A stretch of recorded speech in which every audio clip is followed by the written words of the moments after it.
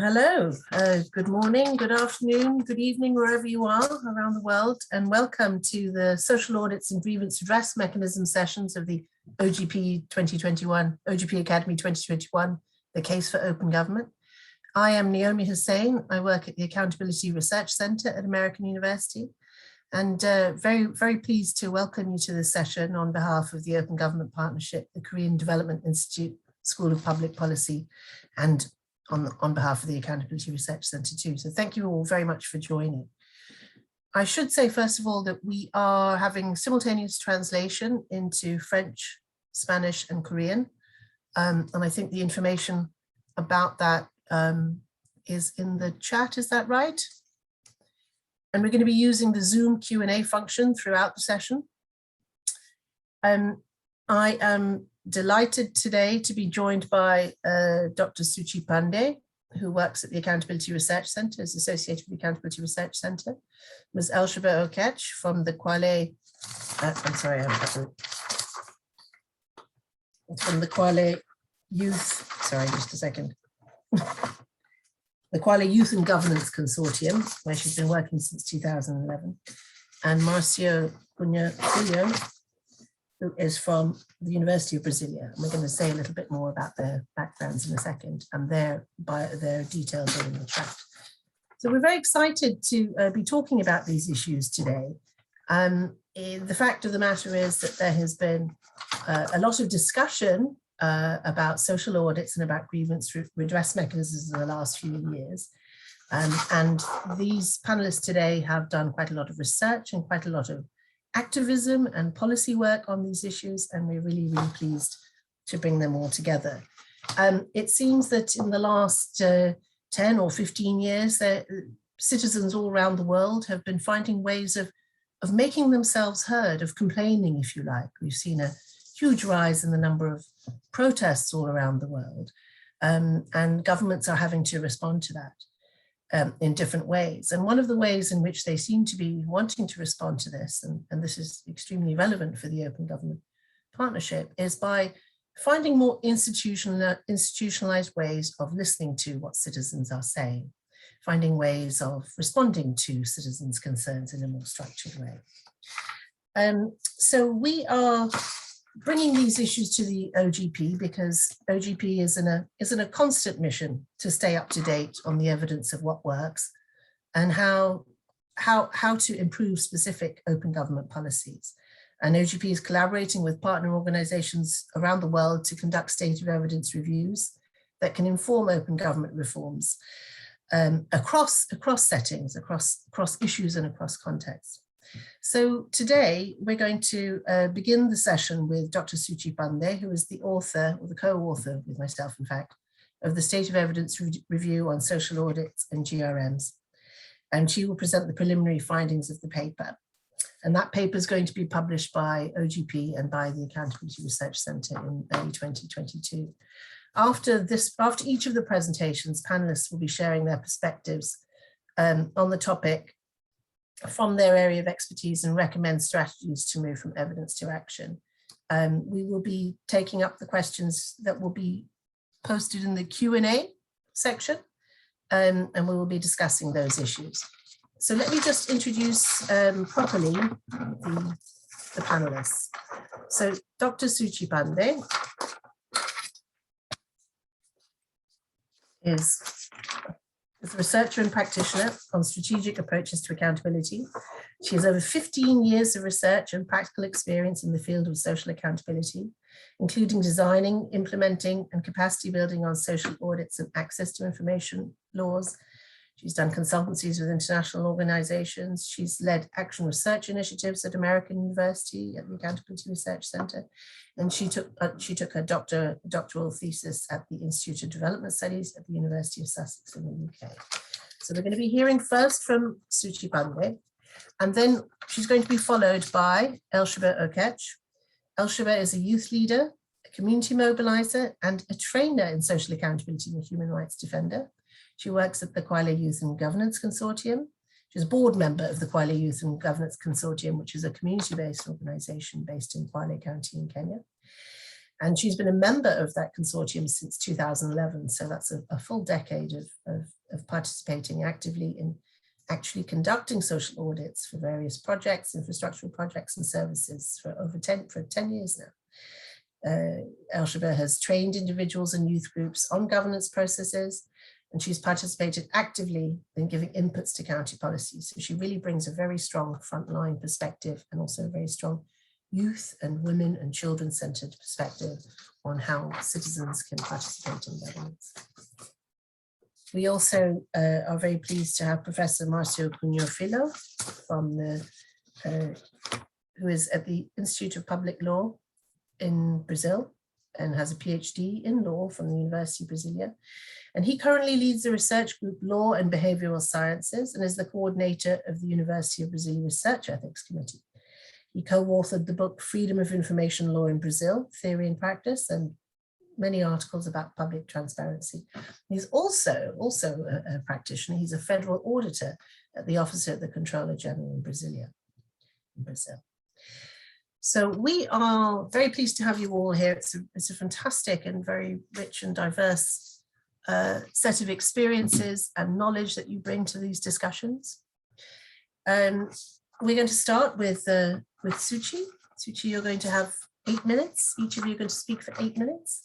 And I will let you know if you're going over time, but your time starts now.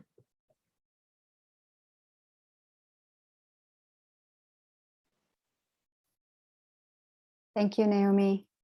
Good morning, everyone. Good afternoon, good evening. It's a pleasure to be here to present some of the findings from our evidence review here. Given the time constraints, we're going to have to compress a lot of what we have in the papers, which will be published soon, as Naomi mentioned, but we'll quickly go through the findings for you here. I think to start off, I want to talk about, just to clarify some definitional issues. What do we actually mean by grievance redress mechanisms and social audits? Because both these concepts, both these labels are widely used, widely interpreted by different actors in state and society differently in different contexts. So we just wanted to lay out these definitions here so that you understand what are the exact practices that we are trying to review in these two papers.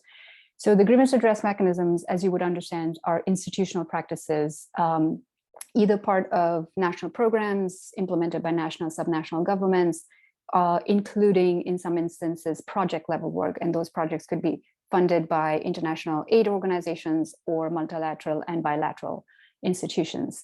And the key point that distinguishes grievance redress mechanisms from other forms of either accountability demanding or feedback or claims making processes is the resolution aspect of it. The fact that the grievance redress mechanisms includes a component to redress a complaint that is brought before either the provider or the government agent. Social audits tend to be more widely in use. Many practices that we came across in the review don't tend to use the term social audit, so it was very useful for us to somehow include elements that in which would help us bound the concept in a way. So, our main point of departure was what it is that makes social audits. And we came up with 3 essential elements, which were third-party assessments of access and quality of services, third-party conveners who create enabling environment for public deliberation, including capacity building, information gathering, and independent assessment. And the most crucial aspect is the presentation of findings in a public forum for collective deliberation. And as the papers discuss, these take various forms, and not all of them are called social audits. So we found that even though the scope for us was to look at the evidence review in the past 5 years, we, at least for the grievance redress mechanism, had to go back at least 2 decades in order to fully understand what is the empirical evidence available for us to understand the effects, the impacts of grievance redress mechanisms and what they mean. And so we found that the literature on GRMs has really grown in the past 20 years.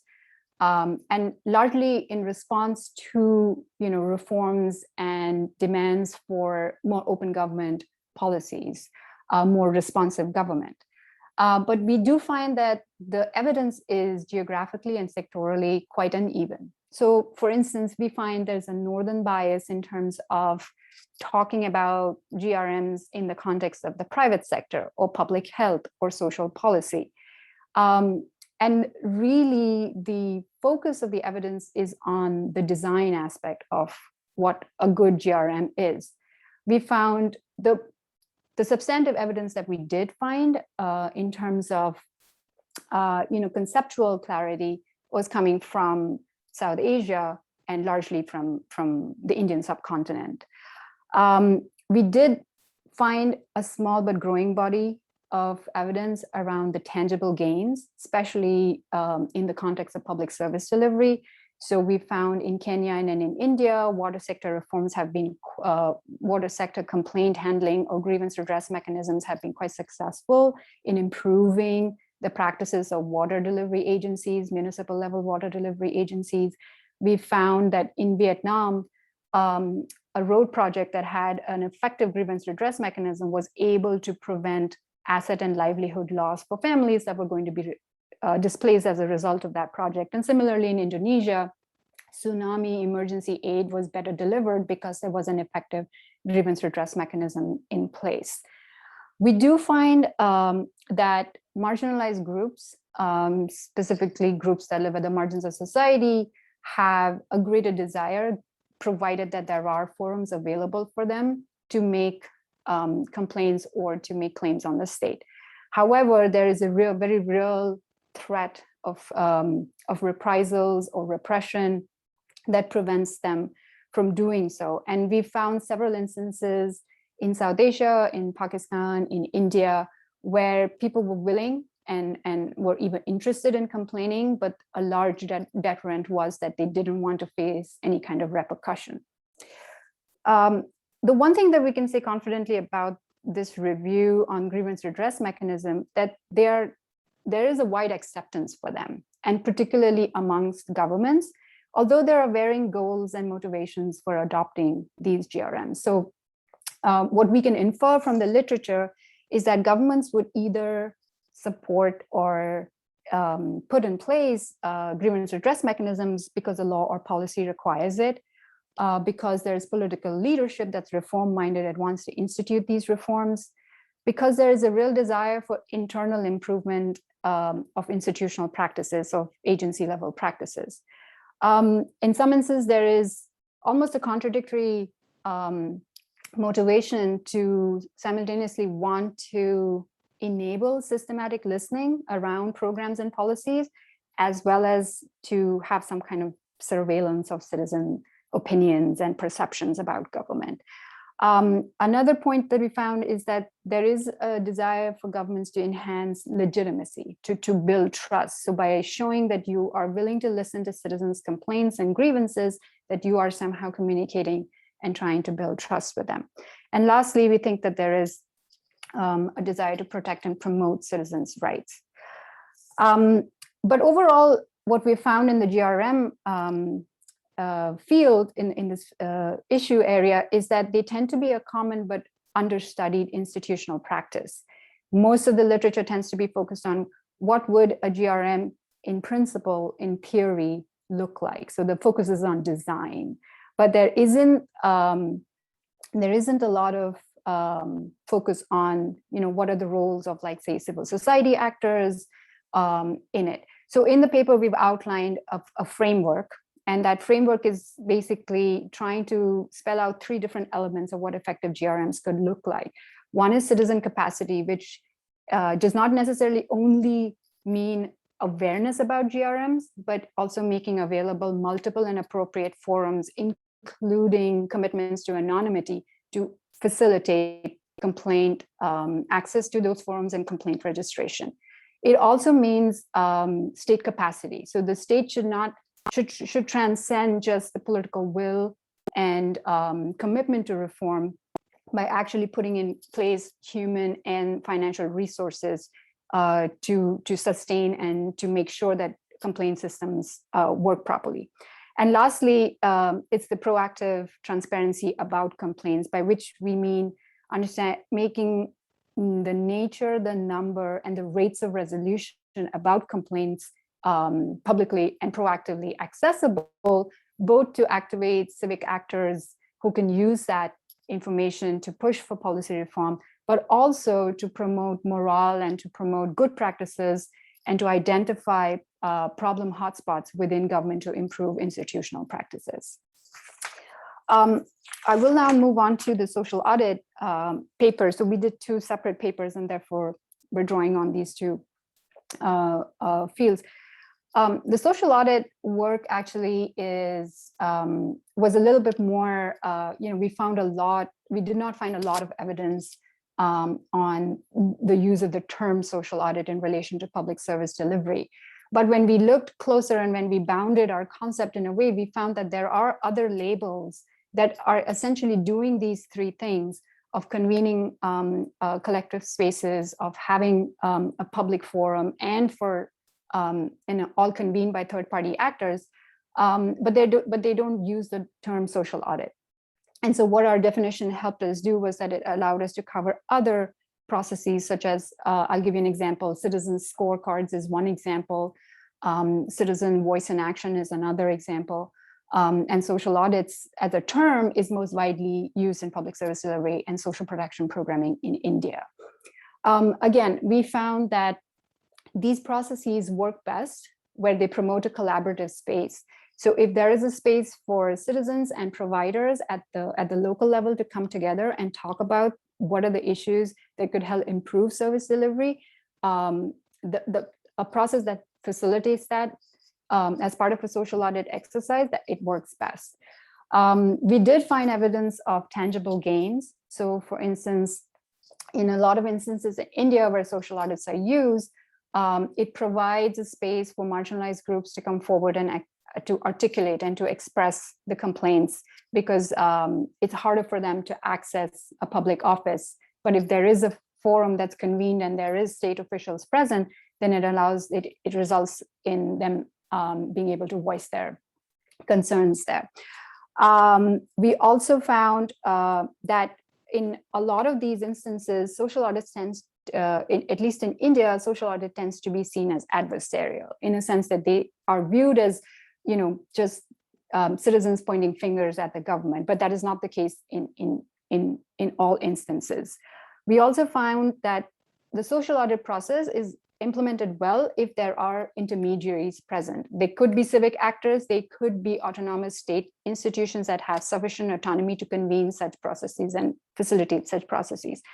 And largely because, a lot of these, in a lot of these contexts, there are unequal power relations, not just between citizens and the state, but also between citizens. So I would encourage you to think about socialist elites and marginalized populations and the interactions and the dynamics between them that prevent these kinds of forums from being convened.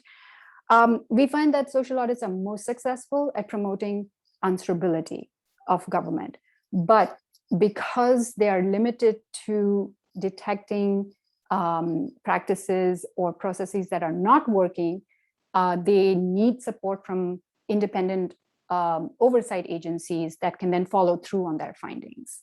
And we find also that these processes work well at solving local level problems. But in order to address systemic level issues, you do require high levels of responsiveness from the national and even subnational governments, which we did not find a lot of evidence for. So I'll end here and then we can take questions and answers.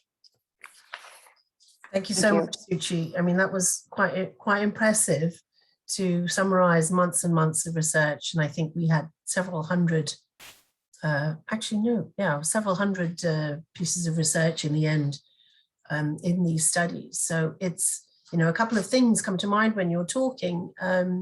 One is that the gap, I think, between research and practice, you make the very good point that governments are really picking up this idea of grievance redress mechanisms all around the world. We found cases from many, many different places, but actually the research is not there to support to support our understanding. And so I think as far as I can see, ours is the first paper to really look at the global grievance redress mechanism research. And these points about the riskiness for the complainants, particularly, these have such potential for the most marginalized, the most vulnerable, disempowered people, but it's also quite risky for people to use these mechanisms. The sense in which governments on the one hand want to be able to hear from citizens, on the other hand, sometimes see social audits as adversarial. So how can we, how can these things be squared in a way, I think is a crucial question. Well, thank you very much for that. And we're going to now move to Elshaba, who's going to give us some of her experiences actually implementing social audits in Kwale in Kenya. Elshaba, your 8 minutes start now. Thank you so much. Thank you, everyone. I'm so happy to be here with you today. And I've also learned, and maybe picking from the brief from Naomi and what Suchi has shared, maybe a brief sharing about the organization. As I pointed out, it started in 2011. Our approaches are changing. Initially, we could train the members of the organization, and they will conduct social audit on completed projects. But with time, we are changing, because now civil societies are being branded as noisemakers. And it's normally said that let them make noise, it's just a wave, it will come to pass. So once they're done with making noise, things will go back to normal. But now the new approach that we are currently using is now training community members. And through a project that we are implementing together with Integrity Action, we are training social accountability monitors. So these are community members. Even after the end of the project, they will continue to exist. The governments will continue implementing this project into these areas. The current and also maybe the coming government, whoever we're going to be there, is going to continue implementing projects. So having community taking full, taking that step to monitor these projects, giving them voice that they need, it means that maybe our initiatives are going to be sustainable. Now, the challenge also comes here.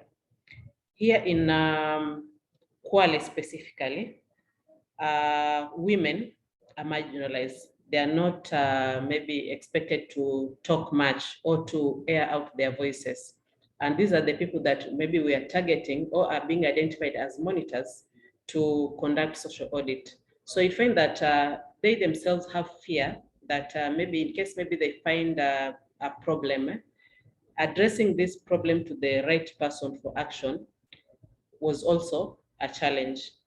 Number two, when we're talking about the youth, right now we're in that political moment, and the majority of the people who attend these political rallies, who are maybe used maybe to cause violence, are youth. So the same youth can actually take part in holding the government accountable and making sure that maybe the right things are being done. If they can be vibrant the way they are in these political rallies, then it means that a lot can be achieved. And what I'm going to talk about today is about a paper, a research that was commissioned by Integrity Action. Integrity Action is based in UK, and they are our partners. So we implement here locally. This paper was done to them. It was commissioned by Integrity Action on programs that are being implemented in Kenya, Palestine, and Afghanistan. But I'm going to share on the side of Kenya, because we are the organization that is implementing this practice here. So now that civil societies have been branded, it means that it takes time for the duty bearers to understand that citizens actually have a voice, because there are some officials who think that whatever is being done is a favor to the community and not a right. And here there's a citizen who believes that it is my right. I have to get maybe what is needed. So the key takeaways from the research was having an informed citizen led action versus human capacity. Human capacity on the side of the supply side, the duty bearers. So if the citizens are informed, for example, in our project, we started by doing community forums, sensitizing communities, what about the laws that are available, about their rights, about the processes and procedures that are involved in maybe ensuring that maybe projects are implemented well. And through these citizen forums is when the community participated in identifying the community monitors. So they were involved. The people who are being fronted to take lead in monitoring are people from this very particular community. So whenever maybe they find a problem, they talk as the direct beneficiaries of that particular project. And because they normally participate in identifying those projects, it means they actually need those projects. So they have that energy to actually follow up on those projects. So now once they have been equipped, if maybe they need to make a difference, is once they have identified those problems, they forward them maybe to the relevant authority or the government officials. And if the government officials are not available, remember that Kwale is vast, it's remote, and a bigger area is rural. So sometimes you have to travel for some kilometers to get to these offices. But if we have enough human capacity, if they are available, that they can come to these projects and possibly look at the problem there and then. And something that I forgot to mention is monitoring these projects, especially infrastructure projects, when implementation is going on. Initially, we used to do social audit on completed projects. So once you find problems on a completed project that has been handed over to the government already, so no one is willing or ready to take blame. The contractor has already been paid. There's nothing much we've done. So if you look at our blogspot, Noruya Kwale, you'll be able to see the work that we've been doing from 2011 to 2016. And that is basically, 2011 was before devolution, because devolution started in 2013, 2014. So before we, most of the officers were deployed at the village unit level, which happened around 2016 there. So from 2011, 2016, you'll see a difference of these projects from another blog site you have, that is the Kwale Youth and Governance Consortium, another blog now from 2017 to date. You'll see a difference because now you are able to address a problem there and then. If the problem is at the foundation, it needs to be addressed at that level so that we don't finish the structure and then when you realize that the problem is at the foundation, then what do you do about it? The contractor is not willing to redo the work because already so much has been spent. But again, also looking at maybe mutual trust. If I am to report to the duty bearer that there's a problem somewhere, for that person to listen to me, they need to trust me. And the mutual trust is built over time. It's not something that can be, can just happen. It's built over time. And throughout this project, we've seen it building because, for example, if the monitor reports that there's a specific material that is supposed to be used for this building to be stable, that material is in the BQ, but it has not been used. And then maybe they ignore.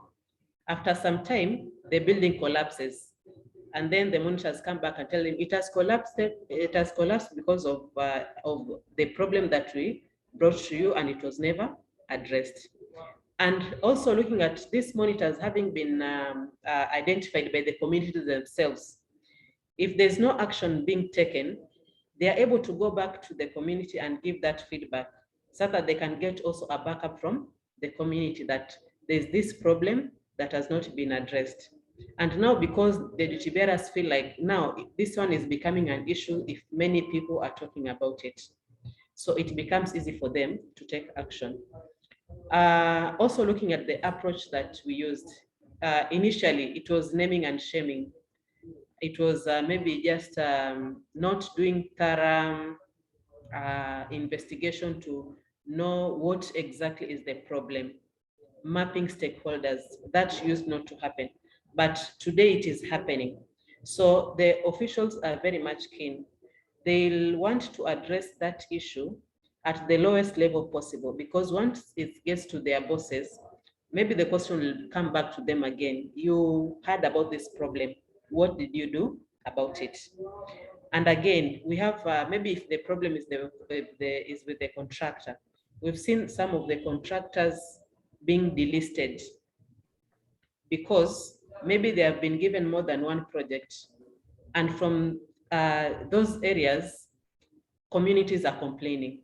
So if community A, where they're implementing the project, they're complaining. Community B is also complaining. Community C is also complaining. Then it makes it easier for the officials to know that actually this person that you are giving a job has a problem. And I can say that they have come to build much trust, because now it's making actually their work easier, because the community members through the monitors are following up.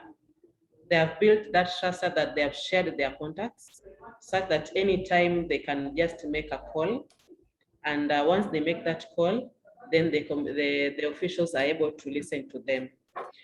And what I can say also about human capacity is that the capacity is not only maybe in terms of what they are supposed to do, but they need that basic understanding of the rights that, for example, from experience, we've seen that those people who have experience with working with the community closely are doing better. They are listening to the community, and actually they address the issues in a better way than those maybe who have do not have a background in community work. So let me just end from there. In case maybe there are other follow-up questions, or maybe there's something that I've missed out, I will just add on to that. Thank you so much. Thank you so much, Elsheba. It's really fantastic to hear about your experiences actually implementing these things with people, with communities in Kwale County. It's really very interesting. I mean, a couple of really interesting things you said. First of all, this kind of this, if you like, grievance between government and civil society, where civil society is branded as noisemakers, and your aim to, if you like, get those energies of young people and move them away from potentially violent rallies and into more constructive, if you like, ways of holding government accountable. I think you tell the story really very well.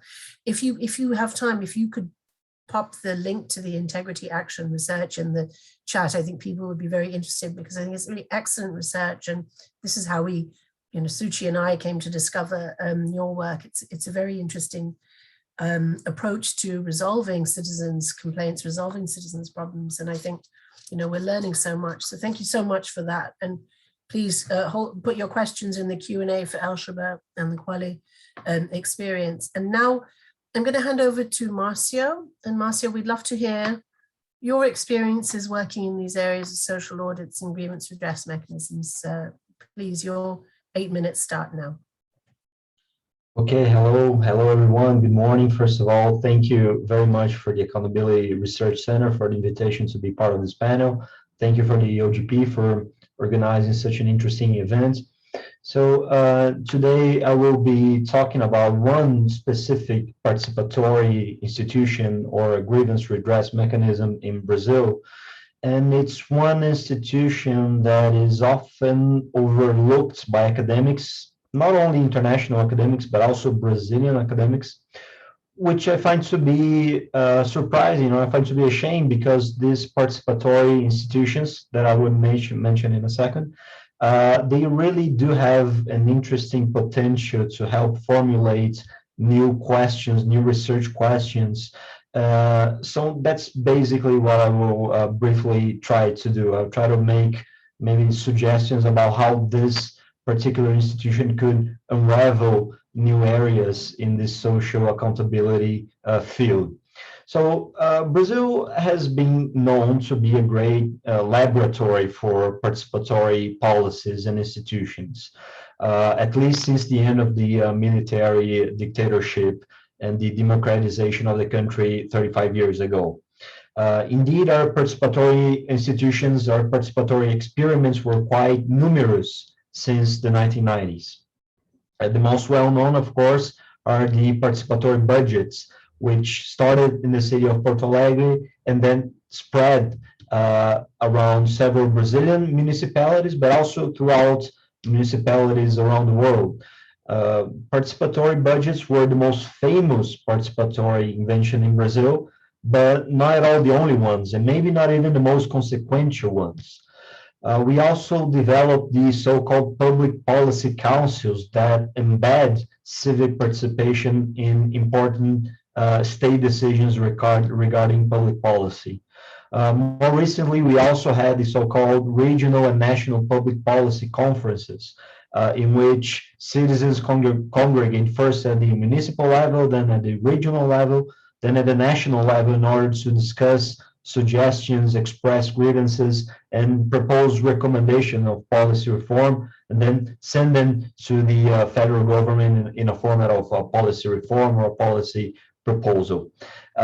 Both the participatory budget and the national conferences have not only been the object of interest of academics nationally and abroad, but they have also inspired similar experiments in other countries. Our participatory experiments became so numerous and so rich and so diverse that in 2014, the federal government actually tried to give some unity to their action, categorizing all of the participatory institutions under one umbrella of a unified national system of participatory institutions. This national unified system was discontinued by the current administration, but the scattered initiatives, the scattered institutions continue, they survive. So among this rich universe of participatory experiments, perhaps one of the most interesting ones, and the one that has received little attention from academics, are the so-called ouvidorias. That's the term in Portuguese. This term is roughly translated to English as ombudsman of agencies, but I will not be doing this using this translation, because I think there's so much lost when we simply translate these ouvidorias as ombudsman. So I'll be referring, I'll be mentioning them as quasi-ombudsman agencies, because they do have similarities, but they should not be confused with ombudsman agencies. So for communication purposes, I'll be using the term quasi-ombudsman. And perhaps the lack of academic interest in these institutions is due to the fact that it's hard to make comparisons. It's hard to do comparative studies with similar institutions in other countries, because I think there are no similar institutions in other countries. These institutions are very unique or very particular to Brazil, to the extent of my knowledge. So the name ouvidoria comes from the verb ouvir, which means to listen. So these institutions have the responsibility to listen to citizens' complaints and basically do something about it within the government. They assist citizens in whatever needs they might have, and eventually even question and confront government agencies in order to achieve people's rights. These institutions can receive suggestions, recommendations, complaints, criticisms, grievances in general. When academics refer to these, this part I've said already. They are similar to ombudsman, but they should not be confused to ombudsman agencies. I think there are at least three main differences between the quasi-ombudsman, the ouvidoria, and the actual ombudsman that we see in several countries in Latin America and in Europe as well. So first of all, our version of the ombudsman, the Brazilian ouvidoria, are not as powerful as traditional ombudsman offices. They do not have the power to the ability to provide judicial representation to citizens, which is something that some ombudsmen throughout the world have. But they do follow the same general idea. They are institutions that aim at representing individual citizens within state institutions. So these quasi-ombudsmen are state agencies that work within the state institutions to try to help citizens obtain access to public services or solve grievances or disputes when they do not obtain such access. So the second important difference between the quasi-ombudsman, the Brazilian version, and the ombudsman is that our version of the ombudsman, our ouvidorias, work within the government. They are not independent from the government. An ombudsman is almost by definition independent from the government, but here in Brazil, this institution is subordinated to the government. So the third main difference between the ouvidorias, the quasi-ombudsman, and the traditional ombudsman is that the Brazilian version acts only within their respective government agencies, meaning that there is no one general ombudsman with a general or broad power over multiple government agencies. So the ouvidorias are more fragmented than ombudsman. They will work only within their respective areas. So in the federal government, for instance, we have 300 federal agencies, each with its respective quasi-ombudsman, each working separately. So I think there are at least a few interesting research questions, or I think at least a few questions that we could be posing to these institutions, and I'll be done in a minute. So my goal here is to maybe make an invitation to further research or provocation to further research. So the four research questions that I wanted to propose are the following. So ouvidorias, these quasi-ombudsmen didn't really exist before democratization in the late 1980s. So what were the institutional steps in the development of such institutions? I think quasi-ombudsman agencies provide an interesting case study regarding institutional development of civil society participatory institutions. Especially, they provide material for comprehending the incrementalism as a theoretical framework for participatory institutions. Does incrementalism work as an institutional strategy for participatory institutions? Is it desirable? One main concern that I have, one main concern that I pose is how long is too long for participatory institutions to consolidate their power and to develop teeth, meaning real power to enforce their policies and actions. So this is one possible first research question. The second question that I find interesting is, can government agencies formally subordinated to the executive branch develop real autonomy and real capacity to act on behalf of citizens and representing citizens? My opinion or my impression here is that this could be somewhat a trap. Governments can create institutions that could act on behalf of citizens, even in face of government abuse or government failure. But if these agencies do not receive formal independence, formal autonomy, it can become very hard to overcome their institutional bias. So government agencies are very powerful in many ways, and it could be hard for agencies within their power structure to overcome their biases. Third, participatory institutions are aimed at broadening the concept of democracy and democratization. They are meant to expand the opportunities of public participation and engagement beyond elections. So my third research question or research possibility here is, do these participatory institutions provide any protection against the current trend in de-democratization and the democratic backsliding? Do they provide any protection against authoritarian impulses that are flourishing everywhere? My point here is that we should further investigate the role that these institutions could have in the context of democratic backsliding. And fourth, and to finish, I think another possible research question is try to assess if governments can handle providing feedback to individual complaints, and at the same time transforming such individual feedback into collective solutions.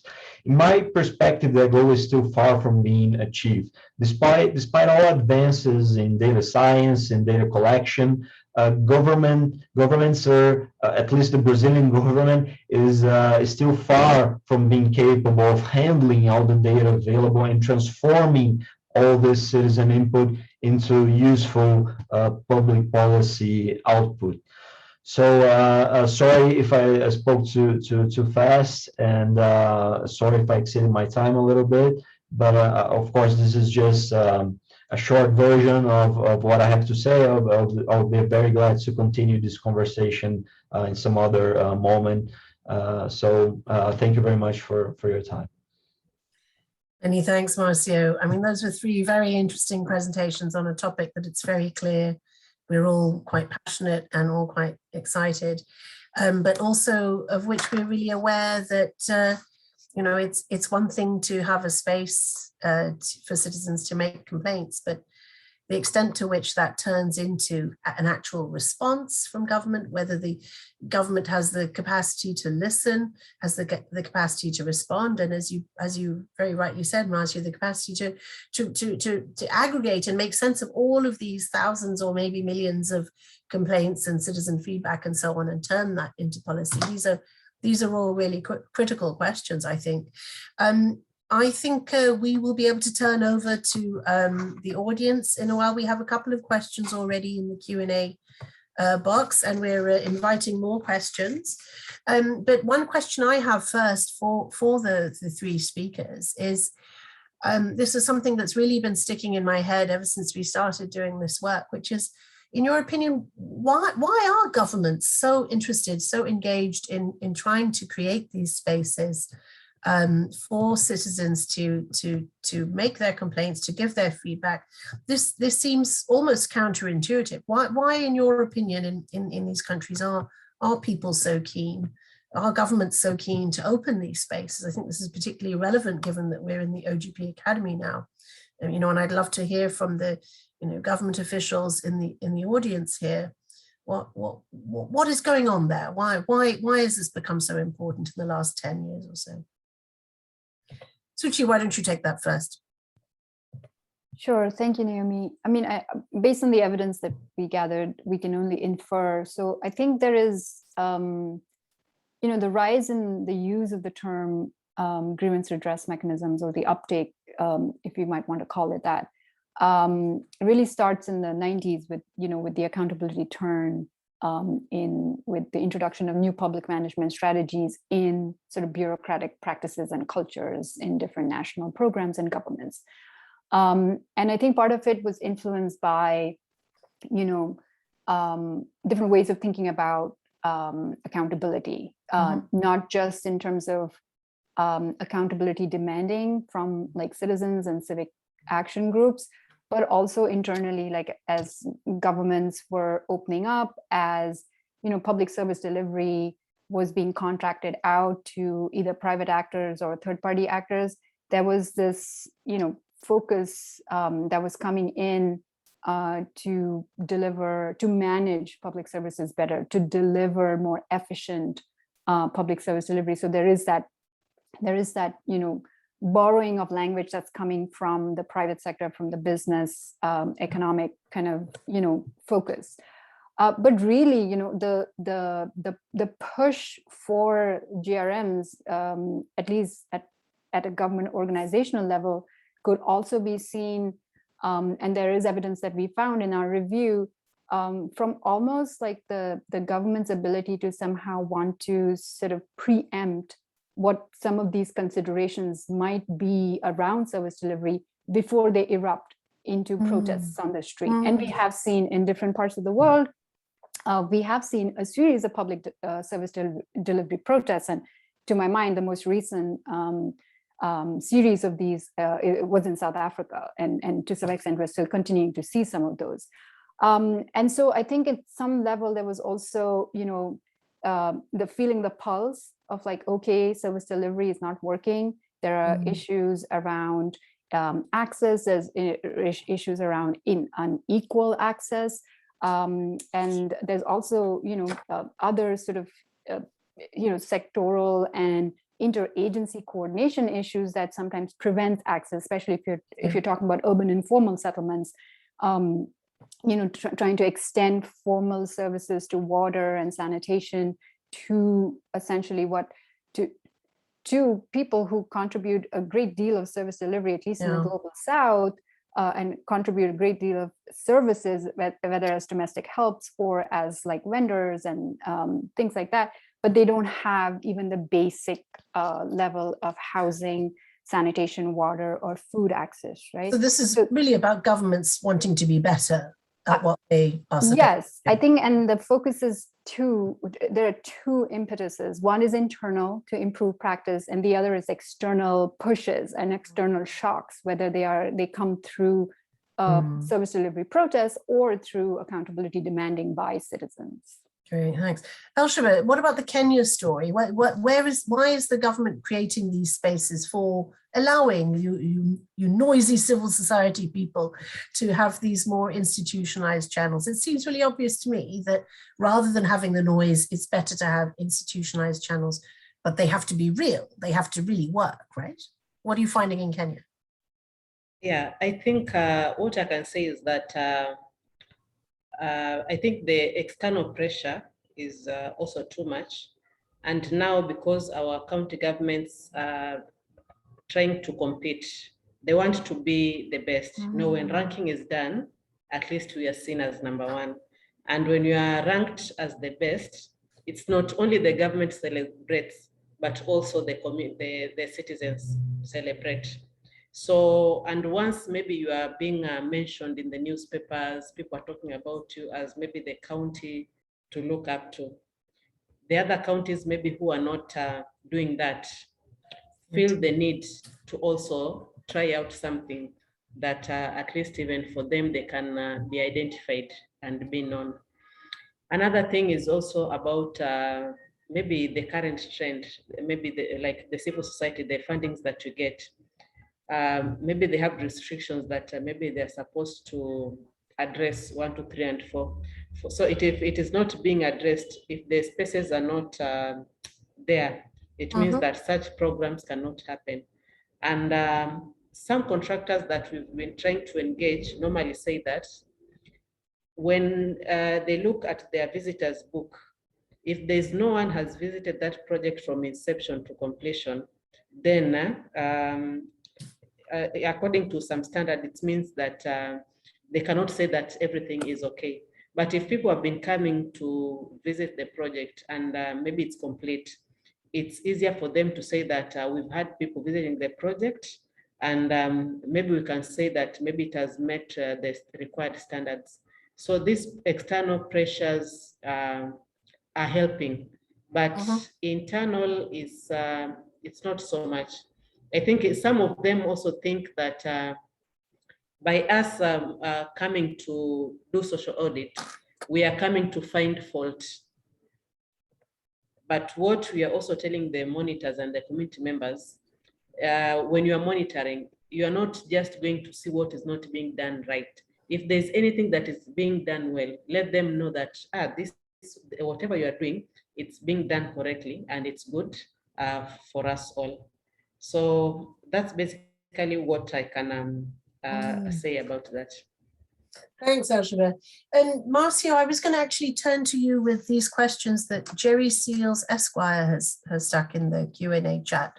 And Jerry Seals asks, to what extent is the likelihood of GRM success, let's say any of these participatory listening institutions, if you like? To what extent do they depend on good governance and or the caliber of decision makers? So, does it depend on how effective and capable decision makers are, how committed they are? But he also asks, does corruption have any impact on these institutions? Because of course, these institutions are only as good as their internal integrity, I expect. If you're not committed to listening and responding, then there's not really much point in having those institutions, as we know. So how do you have any answers to Jerry Seal's questions? Oh, well, thank you. Let me try, Naomi. So regarding to the second question, I'm going to give a very parochial answer. I don't think, like in Brazil, in our context, there is the corruption is the biggest problem in these institutions. I don't think it is a problem at all. But there are maybe other problems, and I think this institutional bias should be a greater one. It's not that people are getting bribes not to enforce citizens' rights. It's just that they are inside the state. They work within the state. They are part of the state, the logic of the state. I think it's hard for them to really have the capacity to relocate and to think about a problem in the perspective, from the perspective of the citizen. So I don't think it's a matter of corruption. I don't think these particular institutions have a problem of corruption in Brazil, but I do think there is a more not bigger, but it's more probable problem of institutional bias. I'll put it this way. But if the question was meant to ask in terms of have these institutions acted in a way to curb corruption, I also don't think so, because again, they are not powerful enough to actually confront corruption or to actually confront government abuse, government failure, government wrongdoings.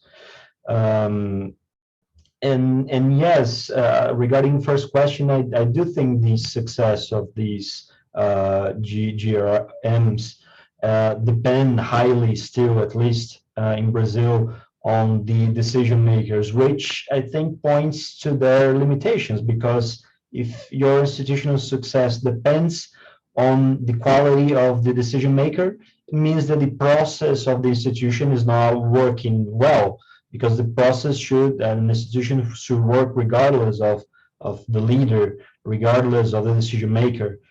So the fact that we still depend on the leader, I think, proves their lack of success, let's put it this way, or their limited success at least, excuse me.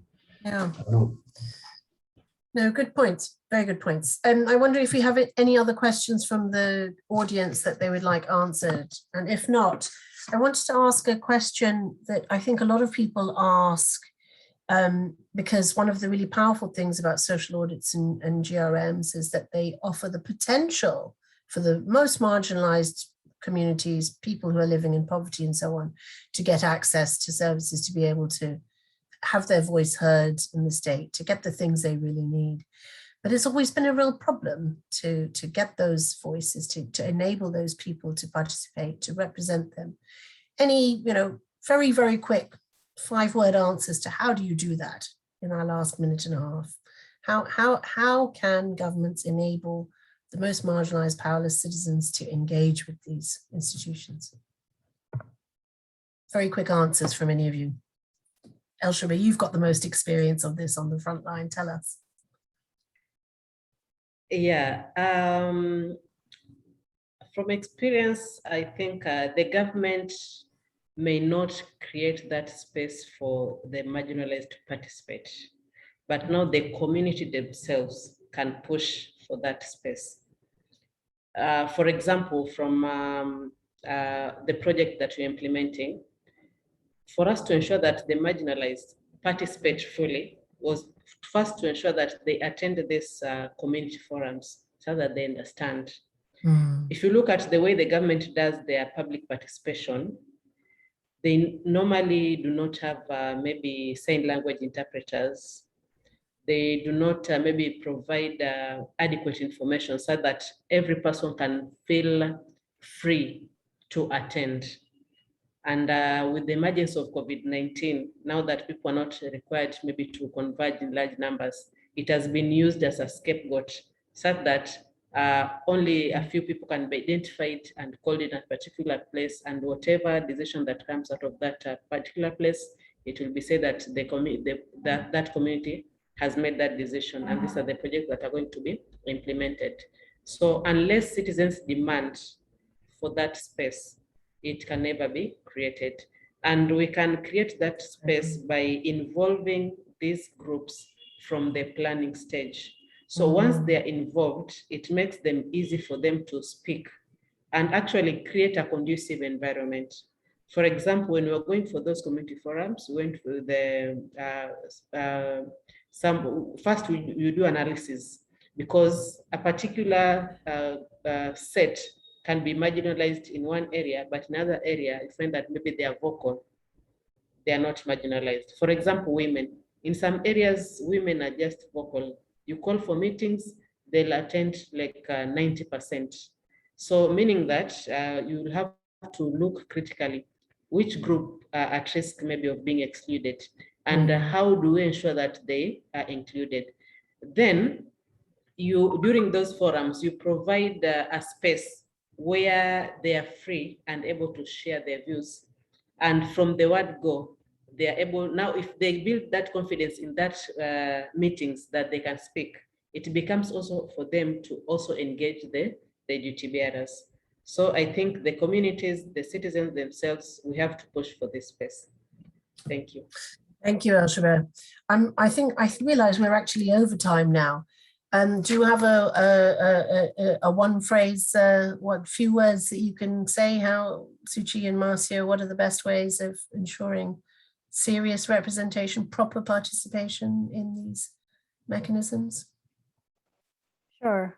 I guess I'll just say that, you know, all these government reforms tend to be interpreted differently by different parts of the government.